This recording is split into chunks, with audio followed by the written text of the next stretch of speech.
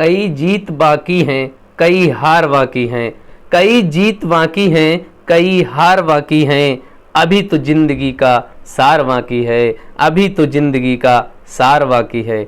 यहाँ से चले हैं नई मंजिल के लिए, यहाँ से चले हैं नई मंजिल के लिए, यह तो एक पन्ना था, अभी तो पूरी किताब बाकी है, यह तो एक पन्ना था, अभी तो पूरी किताब बाकी है।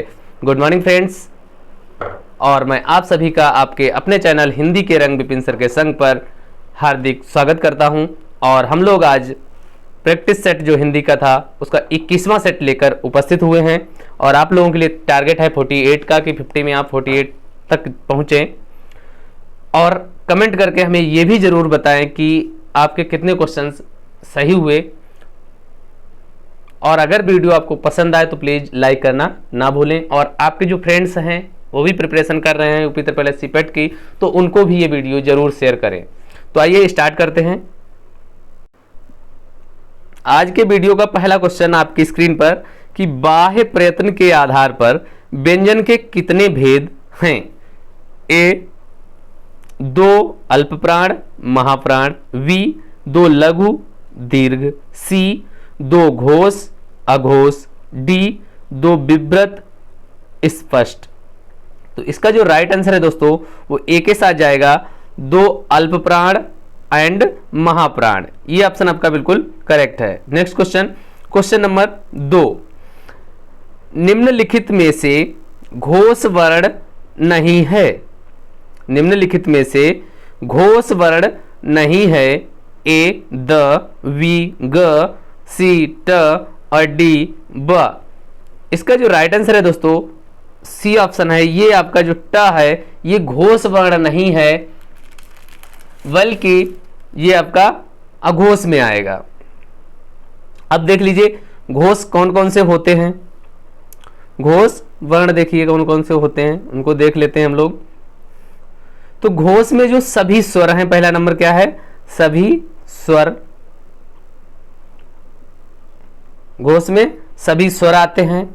फिर जो वर्ण होते हैं, आपका वर्ग होता है, वर्ग का तीसरा चौथा और पांचवा अक्षर जो है आपका वो घोष होता है। वर्ग का तीसरा चौथा, वर्ग का तीसरा चौथा और पांचवा जो वर्ण होता है ये घोष वर्ण कहलाते हैं। सारे स्वर और तीसरा चौथा पांचवा वर्ण ये सभी आपके घोष वर्ण होते हैं। अघोष देख लीजिए कौन कौन से होते हैं। अघोष, अघोष में आपका वर्ग का पहला दूसरा वर्ण, ठीक, वर्ग का पहला और दूसरा वर्ण प्लस स और स, ये तीनों जो सा हैं और पहला दूसरा वर्ण प्रत्येक वर्ग का, ये सभी वर्ण अघोष होते हैं। नेक्स्ट क्वेश्चन देख लेते हैं। क्वेश्चन नंबर 3 आपकी स्क्रीन पर है दोस्तों कि निम्नलिखित में से पूर्वकालिक क्रिया के लिए सही वाक्य बताइए। ए वह पुस्तक पढ़ने के बाद सो गया, बी वह पुस्तक पढ़ता रहा, सी वह पुस्तक पढ़कर सो गया, डी उसने पुस्तक पढ़ी और सो गया। तो इसका जो राइट आंसर है दोस्तों वो आपका है सी ऑप्शन, वह पुस्तक पढ़कर सो गया। वह पुस्तक पढ़कर सो गया, सी ऑप्शन बिल्कुल करेक्ट है। ये यहां पर पूर्वकालिक क्रिया है। नेक्स्ट क्वेश्चन, क्वेश्चन नंबर 4 आपकी स्क्रीन पर, निम्नलिखित में से कौन से शब्द तत्सम नहीं है। यहां पर जरूर फोकस करें, नहीं है पूछ रहा है या है पूछ रहा है, तो तत्सम शब्द जो नहीं है उनको छांटना है। ए किरण, कुकर, काक, कर्म, वी सिर, शिखा, शक्कर, शिक्षा, सी अर्ध, अंबा, ओष्ठ, आम्र, डी मृत, पूर्व, पंच, कोण। तो इसका जो राइट आंसर है दोस्तों वो वी के साथ जाएगा, यानी सिर, शिखा, शक्कर और शिक्षा ये सभी वर्ण आपके तत्सम नहीं हैं। तत्सम शब्द कहते किसे हैं, तो संस्कृत निष्ठ शब्द जो ज्यों के त्यों हमारे हिंदी में प्रयोग किए जाने लगे हैं तत्सम शब्द कहलाते हैं। और तद्भव होता है इसका विपरीत। ऐसे शब्द संस्कृत निष्ठ ऐसे शब्द जो कुछ परिवर्तन के साथ हिंदी में प्रयोग होने लगे हैं उन्हें तद्भव शब्द कहते हैं। नेक्स्ट क्वेश्चन, क्वेश्चन नंबर 5, निम्नलिखित में से कौन सा शब्द तद्भव है। तद्भव आ गया, ए हरित, वी हर्ष, सी हृदय, डी हल्दी। तो इसका जो राइट आंसर है दोस्तों तद्भव शब्द यहां पर जो है वो हल्दी है, बाद बाकी हरित, हृदय, हर्ष ये सभी तत्सम शब्द है। नेक्स्ट क्वेश्चन, क्वेश्चन नंबर 6 है आपकी स्क्रीन पर कि मधु प्लस आचार्य की संधि है। A Madhvacharya, B Madhucharya, C Madhavacharya, D Madhocharya. तो इसका जो राइट आंसर है दोस्तों वो ए के साथ जाएगा, माधवाचार्य। ये देखिए मधु प्लस आचार्य, यहां पर छोटा ऊ है और ये बड़ा आ है, दोनों मिलकर किस में कन्वर्ट हुए, वा में कन्वर्ट हुए, और धा जो था वो हाफ कर दिया गया, Madhvacharya. Next question, question number 7, निम्नलिखित में से सही संधि विच्छेद कौन सा है। ए अनु प्लस वति, वी पवि प्लस इत्र, सी प्रति प्लस ऊह, डी अनु प्लस दित। तो 7 का जो राइट आंसर है दोस्तों वो सी के साथ जाएगा, प्रति ऊह, प्रति प्लस ऊह, तो ये हो जाएगा बराबर प्रत्यूह। तो ये सी ऑप्शन बिल्कुल करेक्ट है। नेक्स्ट क्वेश्चन, क्वेश्चन नंबर 8, प्रत्युत्तर शब्द में कौन सा उपसर्ग लगा है। ए प्र, वी परि, सी प्रति, डी परा। तो 8वें का जो राइट आंसर है दोस्तों वो आपका सी के साथ जाएगा, प्रति। ये कैसे बनेगा दोस्तों, प्रति प्लस उत्तर, तब होता है आपका प्रत्युत्तर, इसीलिए यहां पर आपका प्रति उपसर्ग का प्रयोग हुआ है। नेक्स्ट क्वेश्चन, क्वेश्चन नंबर 9 आपकी स्क्रीन पर, आवट प्रत्यय में से कौन सा शब्द नहीं बना है। ए चिकनाहट, थकावट, लिखावट, सजावट। देखिए दोस्तों समझ लीजिए पढ़वा जिसमें आवट ना आ रहा हो, देखिए थकावट आया, लिखावट, सजावट, सभी में आपका आवट प्रत्यय इंक्लूड है, सिर्फ ए में नहीं है। ए में चिकनाहट आहट प्रत्यय है यहां पर, तो 9 का जो राइट आंसर होगा दोस्तों वो ए ऑप्शन बिल्कुल करेक्ट होगा। नेक्स्ट क्वेश्चन, क्वेश्चन नंबर 10 आपकी स्क्रीन पर, निर्विकार में कौन सा समास है। ए द्वंद्व, वी द्विगु, सी अव्ययीभाव, डी बहुब्रीहि। तो इसका जो राइट आंसर है दोस्तों अव्ययीभाव है, निर्विकार, निहि प्लस विकार इक्वल निर्विकार होगा, तो अव्ययीभाव समास है। नेक्स्ट क्वेश्चन, क्वेश्चन नंबर 11, निम्नलिखित में से अचिर अजिर का सही अर्थ क्या होगा। अचिर और अजिर, ए पुराना नया, वी चिरकाल तथा घर, सी नवीन और आंगन, डी घर और शीघ्र। तो इसका जो राइट आंसर है दोस्तों वो सी के साथ जाएगा कि अचिर मीन्स होता है आपका नवीन और अजिर मीन्स होता है आंगन। नेक्स्ट क्वेश्चन, क्वेश्चन नंबर 12 आपकी स्क्रीन पर, निम्नलिखित में से कौन सा शब्द फारसी भाषा का है। ए लिफाफा, वी हज्म, सी फिक्र, डी जिंदगी। इसका राइट आंसर है दोस्तों डी ऑप्शन, जिंदगी जो है ये आपका फारसी भाषा का शब्द है। दोस्तों अगर वीडियो आपको पसंद आ रहा है तो प्लीज लाइक करना ना भूलें, कम से कम एक लाइक तो कर ही सकते हैं आप लोग। अब देखिए नेक्स्ट प्रश्न संख्या 13 और 14, निम्नलिखित शब्दों में से शुद्ध वर्तनी वाले शब्दों का चयन कीजिए। ए वार्षिको उत्सव, वी वार्षिकोत्सव, सी वार्षिकोत्सव, डी वार्षिकोत्सव। तो इसमें जो राइट आंसर है दोस्तों जो शुद्ध वर्तनी है वो वार्षिकोत्सव ऐसे लिखना है आपको, ये करेक्ट है। नेक्स्ट क्वेश्चन, क्वेश्चन नंबर 14 आपकी स्क्रीन पर, अनुसरण, अनुसरण, अनुसरण और अनुसरण। अनुसरण कैसे लिखा जाएगा दोस्तों, शुद्ध जो वर्तनी होगी वो आपको बतानी है। तो शुद्ध वर्तनी जो हमारी लिखी हुई है वो डी में लिखी हुई है, अनुसरण इस टाइप से लिखा जाएगा। नेक्स्ट क्वेश्चन, क्वेश्चन नंबर 15 आपकी स्क्रीन पर, कि निम्नलिखित शब्द के लिए उचित वाक्यांश का चयन कीजिए। जलज, जलज के लिए एक शब्द, ए जल देने वाला, वी जल में जन्म लेने वाला, सी जल से बना, डी उपरोक्त सभी।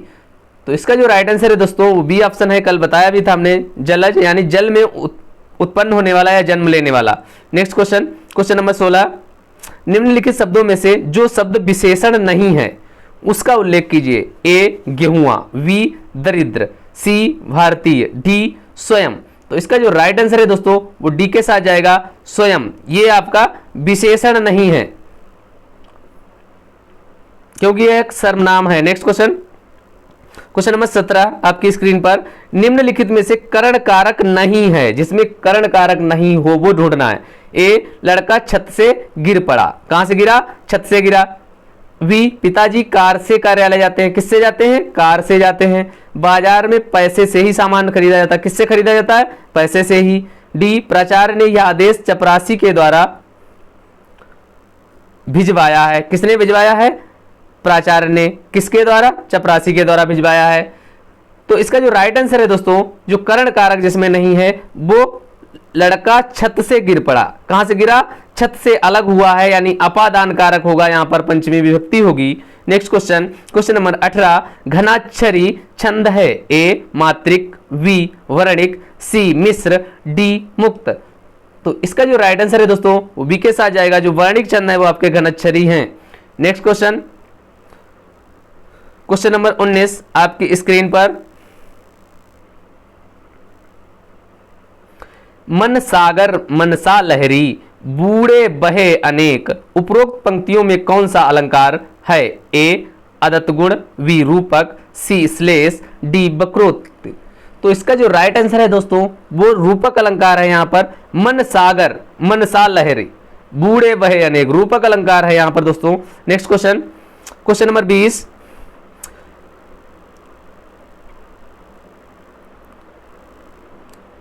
तपस्वी क्यों इतने हो क्लांत, वेदना का यह कैसा वेग, आह तुम कितने अधिक हताश, बताओ यह कैसा उद्वेग। उपरोक्त पंक्तियों में कौन सा रस है, ए श्रृंगार, बी शांत, सी करुण, डी वीर। तो इसका जो राइट आंसर है दोस्तों यहां पर शांत रस है, बी ऑप्शन इसका बिल्कुल करेक्ट होगा। नेक्स्ट क्वेश्चन, निम्न में सघोष व्यंजन है, अभी हम लोगों ने आपको बताया था सघोष यानी ये घोष व्यंजन पूछ रहा है, तो ए यारा, बी फा और फा, सी का और खा, डी ता था। तो इसका जो राइट आंसर है दोस्तों वो ए ऑप्शन है, या और रा सघोष व्यंजन है। नेक्स्ट क्वेश्चन, क्वेश्चन नंबर 22, उत्कर्ष में कौन सा उपसर्ग लगा है, उत्कर्ष में कौन सा उपसर्ग लगा है, ए उत, बी उ, सी उन, डी उद। तो इसका जो राइट आंसर है वो ए ऑप्शन है, यानी उत उपसर्ग लगा है, उत प्लस कर्ष उत्कर्ष हो गया। नेक्स्ट क्वेश्चन, आहट प्रत्यय में कौन सा शब्द नहीं बना है, ए घबराहट, बी तरावट, सी गुर्राहट, सी डी सनसनाहट। आहट प्रत्यय से देखना है कि कौन सा शब्द नहीं बना है आहट से, तो घबराहट में भी है, गुर्राहट में भी है और ये सनसनाहट में भी है, यानी तरावट में जो है आपका आहट प्रत्यय का प्रयोग नहीं हुआ है। Next question, question number 24, question number 24 देखिए, करण नवनिधि में कौन सा समास है, ए अव्ययभाव, बी कर्मधारय, सी द्विगु और डी बहुब्रीहि। तो इसका जो राइट आंसर है दोस्तों वो सी ऑप्शन बिल्कुल करेक्ट है, द्विगु समास। नवनिधि यानी नवनिधियों का समूह द्विगु समास। द्विगु समास की एक पहचान होती है दोस्तों कि इसका जो प्रथम पद होता है वो कैसा होता है दोस्तों, संख्यावाची होता है, उस पद से प्रथम पद से पता चल जाता है कि यहाँ पर हमारा द्विगु समास है। नेक्स्ट क्वेश्चन, क्वेश्चन नंबर 25, परिच्छेद में कौन सी संधि है, ए दीर्घ, बी व्यंजन, सी गुण और डी अयादि। तो इसका जो राइट आंसर है दोस्तों वो व्यंजन संधि होगा, वी ऑप्शन बिल्कुल करेक्ट है, परिच्छेद में आपकी व्यंजन संधि है। नेक्स्ट क्वेश्चन, क्वेश्चन नंबर 26, किस वाक्य में सकर्मक क्रिया नहीं है, ए मोहन हंसता है, बी सुधीर कार चलाता है, सी पुलिस ने चोर को पकड़ लिया, डी रामू को दवा पिलाओ। तो इसका जो राइट आंसर है दोस्तों वो ए ऑप्शन है, ये सकर्मक क्रिया नहीं है, मोहन हंसता है और सभी में आपका सकर्म है। नेक्स्ट क्वेश्चन, क्वेश्चन नंबर 27, गरीबों के निमित्त धन इकट्ठा करो में कौन सा कारक है, यानी गरीबों के निमित्त मतलब गरीबों के लिए धन इकट्ठा करो में कौन सा कारक है, ए करण कारक, बी अपादान, सी संप्रदान, डी कर्ता। तो इसका जो राइट आंसर है दोस्तों वो सी ऑप्शन है, संप्रदान कारक। नेक्स्ट क्वेश्चन, क्वेश्चन नंबर 28, किस वाक्य में संबंधवाचक सर्वनाम है, ए तेते पांव पसारिए जेती लांबी सौर, बी इसी घड़ी को देखो यह कितनी उपयोगी है, सी शर्मा जी का घर यह नहीं वह है, डी अयोध्या जाने के लिए किससे कहूं। तो इसका जो राइट आंसर है दोस्तों वो ए ऑप्शन बिल्कुल करेक्ट है कि तेते पांव पसारिए जेती लांबी सौर, अर्थात ए ऑप्शन आपका बिल्कुल करेक्ट है। नेक्स्ट क्वेश्चन, क्वेश्चन नंबर 29 और 30 के लिए निम्नलिखित वाक्यों में से कुछ में त्रुटियां बताई गई हैं। त्रुटि वाले वाक्य के जिस भाग में त्रुटि मिले उसके अनुसार ही आप विकल्प ए बी सी का चयन करें। अगर कोई त्रुटि नहीं मिलती है तो डी का चयन करना है। तो आइए देखते हैं क्वेश्चन नंबर 29। चंद्रमा की स्वच्छ चांदनी, ए ऑप्शन वी जगती तल में, सी पृथ्वी तल और आकाश में फैली हुई है, सी और डी कोई त्रुटि नहीं। तो इसका जो राइट आंसर है दोस्तों वी ऑप्शन है जगती तल में। जो वी है ये आपका मिस्टेक है, तो बी ऑप्शन आप चूज करेंगे। नेक्स्ट क्वेश्चन 30, नेता को जनता के साथ वी सद्व्यवहार का कर्तव्य, सी करना चाहिए या कोई त्रुटि नहीं। इसका जो राइट आंसर है दोस्तों वी ऑप्शन है सद्व्यवहार का कर्तव्य करना चाहिए। नेक्स्ट क्वेश्चन, क्वेश्चन नंबर 31 आपकी स्क्रीन पर, किस विकल्प में कटक और कंटक शब्द युग्म का सही अर्थ है। ए सेना और कांटा, वी कांटा कड़ा, सी सवारी और सेना, डी द्वीप और सेना। इसका जो राइट आंसर है दोस्तों ए ऑप्शन है कटक सेना और कंटक कांटा। ए ऑप्शन के साथ जाएंगे आप। नेक्स्ट क्वेश्चन, क्वेश्चन नंबर 32, नूतन शब्द का विपरीतार्थक शब्द बताइए। नूतन का, ए पुरातन, वी नवीन, सी रूढ़ और डी अनूतन। तो इसका जो राइट आंसर है दोस्तों वो ए के साथ जाएगा, नूतन यानी पुरातन। Next question, question number 33, Panini ने व्याकरण के नियमों को निश्चित किया था अतः उन्हें प्रसिद्ध, यहां पे क्या फिल करना है, के रूप में जाना जाता है। वाक्य में रिक्त स्थान की पूर्ति करनी है। किसके रूप में जाना जाता है, ए व्याकरण, बी भाषा अध्यापक, सी साहित्यकार, डी इतिहासकार। तो इसका जो राइट आंसर है दोस्तों ए के साथ जाएगा, इसीलिए उन्हें व्याकरण कहा जाता है। नेक्स्ट क्वेश्चन, क्वेश्चन नंबर 34 और 35, निम्नलिखित शब्दों में शुद्ध वर्तनी का चयन करना है। तो देखिए उन्नति कैसे लिखा जाएगा, ए उन्नति, वी उन्नति, सी उन्नति, डी उन्नति। तो जो 34 का राइट आंसर है उन्नति, ए ऑप्शन बिल्कुल करेक्ट है। नेक्स्ट क्वेश्चन, क्वेश्चन नंबर 35, सांसारिक, संस्कारिक, सांसारिक, संसारिक। तो ये कैसे सही लिखा जाएगा, तो इसका जो राइट आंसर है दोस्तों ए ऑप्शन है सांसारिक, इस टाइप से लिखा जाएगा। नेक्स्ट क्वेश्चन, क्वेश्चन नंबर 36 और 37, निम्नलिखित मुहावरे और लोकोक्ति के शुद्ध अर्थ का चयन कीजिए। क्वेश्चन नंबर 36 देखिए, मन चंगा तो कठौती में गंगा, इसका क्या अर्थ है, ए मन की पवित्रता ही सबसे बड़ी पवित्रता है, वी कठौती में हाथ धोना, सी बाहरी बातों पर ध्यान न देना, डी बाह्य आडंबरों में अविश्वास। तो इसका जो राइट आंसर है दोस्तों ए के साथ जाएगा कि मन की पवित्रता ही सबसे बड़ी पवित्रता है, इसलिए कहा गया कि मन चंगा तो कठौती में Ganga. Next question, question number 37, जहर का घूंट पीना, ए गलत कार्य करना, वी भूल से विष पी लेना, सी असहाय स्थिति को भी सह लेना, डी कठिन काम करना। तो इसका जो राइट आंसर है दोस्तों सी है असहाय स्थिति को भी सहन कर लेना, यानी सहन योग्य नहीं है फिर भी इसको सह रहे हैं, यही जहर का घूंट पीना होता है। नेक्स्ट क्वेश्चन, क्वेश्चन नंबर 38, चरर मरर खुल गए अरर रब स्फुटों में, इसमें कौन सा अलंकार है, ए अनुप्रास, वी यमक, सी श्लेष, डी उत्प्रेक्षा। तो इसका जो राइट आंसर है दोस्तों अनुप्रास अलंकार है, क्योंकि र वर्ण की आवृत्ति बार बार हो रही है, इसलिए यहां पर अनुप्रास अलंकार है।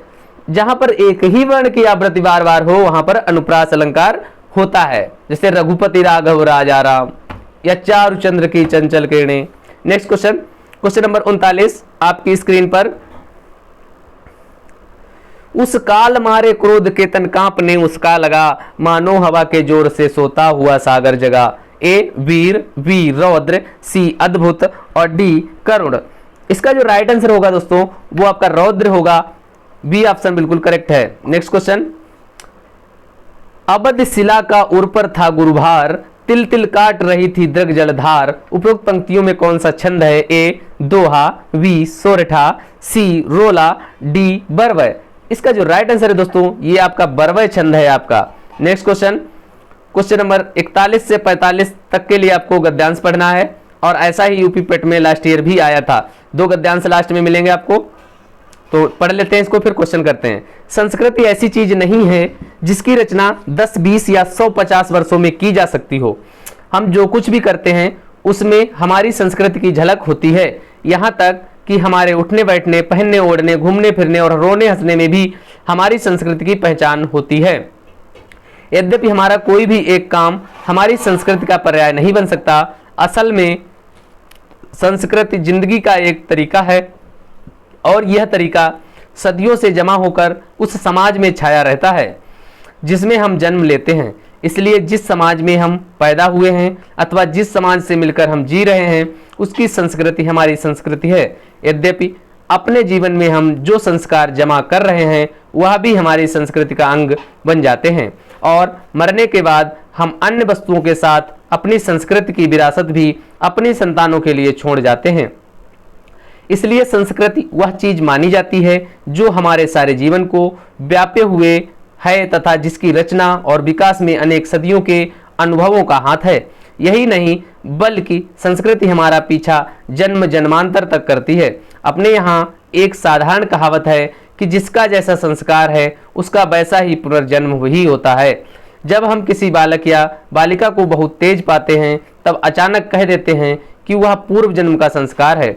संस्कार या संस्कृति असल में शरीर का नहीं आत्मा का गुण है और जबकि सभ्यता की सामग्रियों से हमारा संबंध शरीर के साथ ही छूट जाता है तब भी हमारी संस्कृति का प्रभाव हमारी आत्मा के साथ जन्म जन्मांतर तक चलता रहता है।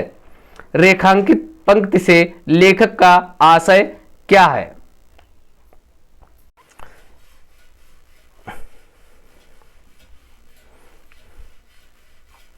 देखिए विकल्प पढ़ते हैं। ए जीवन भर मानव की सोच को प्रभावित करती है। बी मानव के सभी कार्यों तथा व्यवहार को प्रभावित अथवा नियंत्रित करती है। सी मानव के किसी एक काम का पर्याय नहीं हो सकती। डी मानव को इस जीवन तथा भावी जीवन के लिए तैयार करती है। तो इसका जो राइट आंसर है दोस्तों वो बी ऑप्शन है कि मानव के सभी कार्यों तथा व्यवहार को प्रभावित अथवा नियंत्रित करती है। ये रेखांकित पंक्ति से लेखक का आशय है जो हमारी संस्कृति है। नेक्स्ट क्वेश्चन, क्वेश्चन नंबर 42 आपकी स्क्रीन पर। संस्कृति की व्याप्ति है। ए मानव के उठने बैठने हंसने रोने में। बी जीवन के सभी क्रियाकलापों में। सी शरीर और आत्मा में। डी पूर्व जन्म और अगले जन्म में। तो इसका राइट आंसर जो है दोस्तों वो डी ऑप्शन है। संस्कृति जो व्याप्त है वो पूर्व जन्म और अगले जन्म में भी व्याप्त है। नेक्स्ट क्वेश्चन, क्वेश्चन नंबर 43 आपकी स्क्रीन पर। संस्कृति निरंतर प्रवाहमान है क्योंकि ए संस्कृति जिंदगी को जीने की एक विशेष पद्धति है। बी हमारे जीवन को संस्कार भावी पीढ़ी को संस्कृति के अंग रूप में मिलते हैं। सी काल कभी विश्राम नहीं लेता और संस्कृति कालातीत होती है। डी मनुष्य कभी अपनी संस्कृति को भूल नहीं पाता और उसमें विकास के लिए सदैव प्रयास करता रहता है। देखिए इसमें से आंसर करिए आप लोग। तो इसका जो राइट आंसर दोस्तों बनेगा वो बी ऑप्शन बनेगा कि हमारे जीवन के संस्कार भावी पीढ़ी को संस्कृति के अंग रूप में मिलते हैं। नेक्स्ट क्वेश्चन, क्वेश्चन नंबर 44 आपकी स्क्रीन पर। सभ्यता और संस्कृति में मूल अंतर यह है कि सभ्यता ए नित्य है, संस्कृति अनित्य। बी असीमित है, संस्कृति सीमित। का प्रभाव परिमित है, संस्कृति का अपरिमित। डी का संबंध इहलोक से है और संस्कृति का संबंध परलोक से है। तो इसका जो राइट आंसर है दोस्तों वो सी ऑप्शन बिल्कुल करेक्ट होगा, यानी सभ्यता का प्रभाव परिमित है, संस्कृति का प्रभाव अपरिमित है। नेक्स्ट क्वेश्चन, क्वेश्चन नंबर 45 आपकी स्क्रीन पर। इस गद्यांश का सर्वाधिक उपयुक्त शीर्षक क्या होगा? इस गद्यांश का सर्वाधिक उपयुक्त शीर्षक क्या होगा? ए संस्कृति की व्यापकता। बी संस्कृति की महत्ता। सी संस्कृति आत्मा का गुण। डी सभ्यता और संस्कृति। इसका डी आंसर बिल्कुल करेक्ट है, सभ्यता और संस्कृति इसका उपयुक्त शीर्षक होगा। नेक्स्ट क्वेश्चन नंबर 46 से 50 तक इस गद्यांश को पढ़ना है और फिर आपको क्वेश्चन करने हैं। पढ़ते हैं। पुस्तकालय से सबसे बड़ा लाभ है ज्ञान वृद्धि। मनुष्य को बहुत थोड़े शुल्क के बदले बहुत सारी पुस्तकें पढ़ने को मिल जाती हैं। वह चाहे तो एक ही विषय की अनेक पुस्तकें पढ़ सकता है। दूसरे, उसे किसी भी विषय की नवीनतम पुस्तक वहां से प्राप्त हो सकती है। तीसरे, उसे किसी भी विषय पर तुलनात्मक अध्ययन करने का अवसर मिल जाता है। चौथे, विश्व में प्रकाशित विभिन्न विषयों की पुस्तकें भी यहाँ मिल जाती हैं। यही कारण है कि उच्च कक्षा तथा किसी विषय में विशेष योग्यता प्राप्त करने वाले विद्यार्थी अपना अधिकांश समय पुस्तकालय में ही व्यतीत करते हैं। पुस्तकालय मनुष्य में पढ़ने की रुचि उत्पन्न करता है।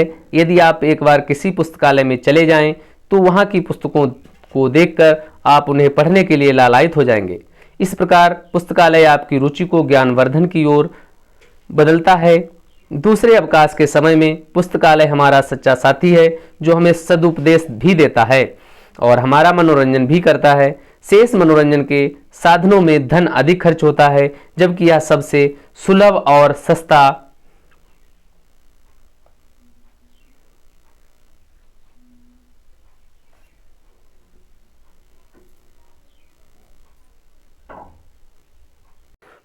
सस्ता होता है। यहां पे कट गया है, नीचे देख लेते हैं। इस पर आधारित पहला क्वेश्चन है, पुस्तकालय की सबसे बड़ी उपयोगिता है क्या? ए, मनुष्य का ज्ञान बढ़ाने में। बी, मनुष्य को राजनीति का परिचय देने में। सी, मनुष्य की वैज्ञानिक ज्ञान वृद्धि में। डी, मनुष्य को भूगोल का परिचय देने में। तो इसका जो राइट आंसर है दोस्तों, ए ऑप्शन है कि मनुष्य का ज्ञान बढ़ाने में पुस्तकालय सबसे बड़ी उपयोगिता सिद्ध हुआ है। नेक्स्ट क्वेश्चन, क्वेश्चन नंबर 47, मनुष्य के लिए पुस्तकालय का योगदान नहीं है। ए, पढ़ने की रुचि उत्पन्न करने में। बी, अवकाश के क्षणों में सच्चा साथ देने में। सी, उपदेश और मनोरंजन के रूप में। डी, अमानवीय बुराइयों को उभारने के रूप में। तो इसमें से जो राइट आंसर है आपका वो डी ऑप्शन ही है कि अमानवीय जो बुराइयां हैं उनको उभारने के रूप में ये साथ नहीं देता है। नेक्स्ट क्वेश्चन, क्वेश्चन नंबर 48, कौन से छात्र अपना अधिकांश समय पुस्तकालय में बिताते हैं? ए, समय का दुरुपयोग करने वाले। बी, समय का सदुपयोग करने वाले। सी, उच्च कक्षा एवं विशिष्ट योग्यता के इच्छुक। डी, खेलों में दक्षता के अभिलाषी। तो इसका जो राइट आंसर है दोस्तों वो सी ऑप्शन है, उच्च कक्षा एवं विशिष्ट योग्यता के इच्छुक। एक बार 47 नंबर का क्वेश्चन फिर से देख लेते हैं दोस्तों, कि मनुष्य के लिए पुस्तकालय का योगदान क्या नहीं है? पढ़ने की रुचि उत्पन्न करने में। बी, अवकाश के क्षणों में सच्चा साथ देने में। और उपदेश और मनोरंजन के रूप में। अमानवीय बुराइयों को उभारने के रूप में। तो इसका डी ऑप्शन ही सही है, बिल्कुल करेक्ट है, अमानवीय बुराइयों को उभारने के रूप में। नेक्स्ट क्वेश्चन 48 देख चुके हैं हम लोग। 49, क्वेश्चन नंबर 49 देखते हैं, पुस्तकालय हमारे किस समय का सच्चा साथी है? ए, कार्यालय के समय का। बी, अवकाश के समय का। सी, घर के समय का। डी, बाजार के समय का। तो इसका जो राइट आंसर है दोस्तों वो बी ऑप्शन है, अवकाश के समय का। नेक्स्ट क्वेश्चन और लास्ट क्वेश्चन इस वीडियो का है, पुस्तकालय मनोरंजन का कैसा साधन है? ए, महंगा, विलंब से प्राप्त होने वाला, निरर्थक। डी, सुलभ और सस्ता। तो इसका जो राइट आंसर है दोस्तों डी ऑप्शन है, सुलभ और सस्ता। पुस्तकालय जो है मनोरंजन का सुलभ और सस्ता साधन है। आज के वीडियो में इतना ही दोस्तों। अगर वीडियो आपको पसंद आया है तो प्लीज लाइक करें, शेयर करें एंड सब्सक्राइब करें। अगर आप लोगों ने और वीडियो नहीं देखे हैं तो मैं डिस्क्रिप्शन बॉक्स में आपको लिंक दूंगा, वहां से जाकर आप लोग और भी वीडियोज देख सकते हैं। इससे पहले 20 वीडियोज आपको अपलोड किए जा चुके हैं हिंदी प्रैक्टिस सेट के। आज के वीडियो में इतना ही। Thanks for watching.